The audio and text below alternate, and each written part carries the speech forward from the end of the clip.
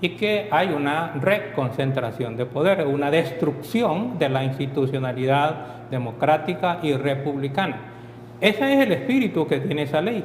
Entonces, como ese es el espíritu, y abordando el problema de la migración, porque naturalmente los Estados Unidos siempre va a haber sus intereses, y eso es malo, no, es que eso es natural. Todo país debe ver por sus intereses. Lo que ven ellos es que están abordando el problema de la inmigración de modo distinto a como lo hacía Donald Trump. Donald Trump está abordando el problema de la migración con un garrote en la mano y quería garrotear a todo el que se le acercara a la frontera sur de los Estados Unidos. Los demócratas se van al punto, ¿cuál es la raíz de la migración? Y la raíz de la migración que han identificado en buena parte acertadamente es la corrupción. Porque la corrupción da lugar a la pobreza, al desempleo, a la delincuencia. Y justamente la pobreza, el desempleo, la delincuencia son las causas por las cuales la gente, aún a riesgo de su vida, se va hacia los Estados Unidos. Entonces ellos están abordándole y apuntándole al punto central, que es la corrupción. Esa lista, Engel, es gente que ellos han identificado, que han cometido actos de corrupción. No los están condenando, pero sí los están señalando. Los están señalando responsablemente, porque este es producto de una investigación.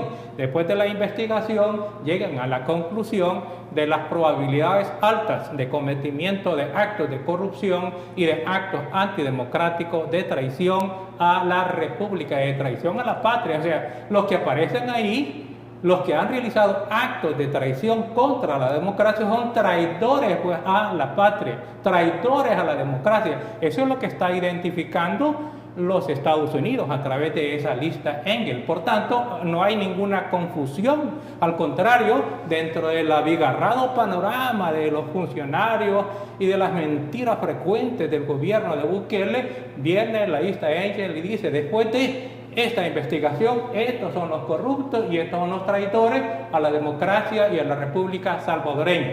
Está que aclarando la situación, poniéndole rostro a los corruptos y a los traidores a la patria salvadoreña. Es propio de un país exógeno, de un factor exógeno, estar señalando a funcionarios de otro país. Te voy a decir por qué. ¿Y dónde queda la autodeterminación de los pueblos? Nosotros, por supuesto que tenemos la autodeterminación, claro que la tenemos, pero los Estados Unidos es afectado por el comportamiento de corruptos y antidemocráticos salvadoreños que empobrecen este país y que hacen que la gente salga huyendo hacia los Estados Unidos.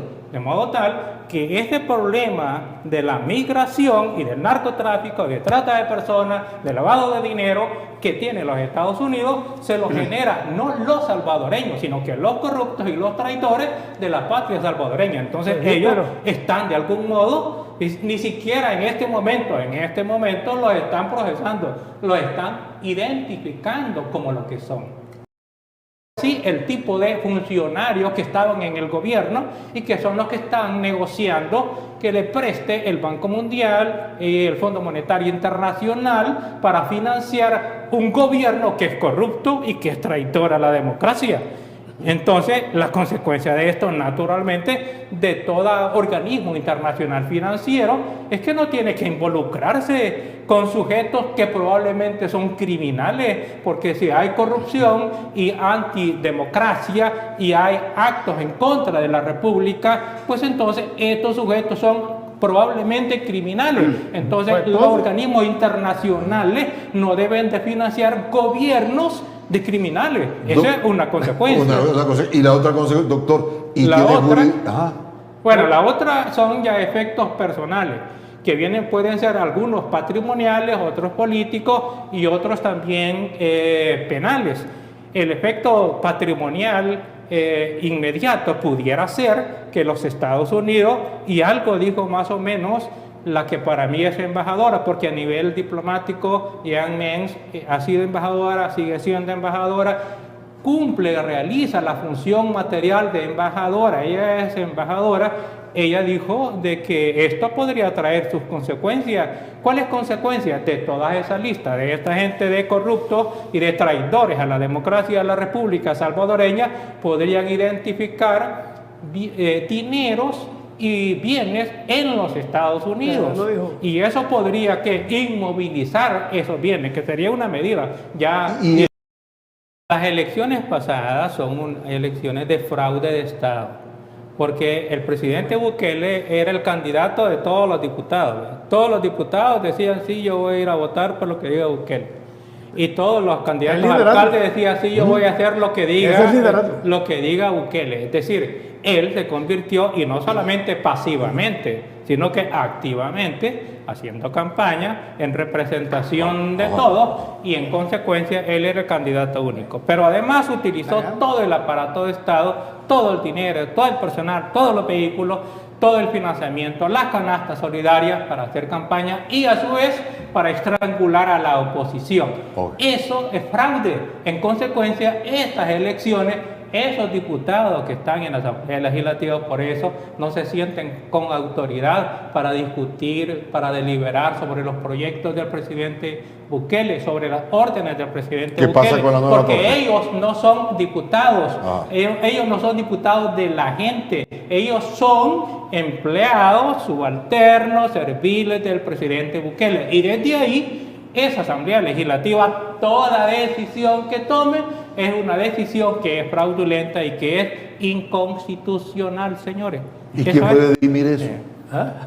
En este momento, como lo han hecho irrumpiendo a la Constitución, ya dejó de ser un problema propiamente constitucional, es un problema político. Entonces se requiere a la fuerza, así como lo ha hecho Bukele, que a la fuerza se ha implantado, que a la fuerza quitó a funcionarios públicos, porque la Constitución, si bien es cierto, le da la facultad a la Asamblea Legislativa, pero una asamblea de la gente, no la asamblea subalterna o servil del presidente, pero ocurre de que establece las condiciones. ¿Cuáles eran las condiciones mínimas? Ley previa y causales específicas para destitución de los magistrados de la Corte Suprema de Justicia.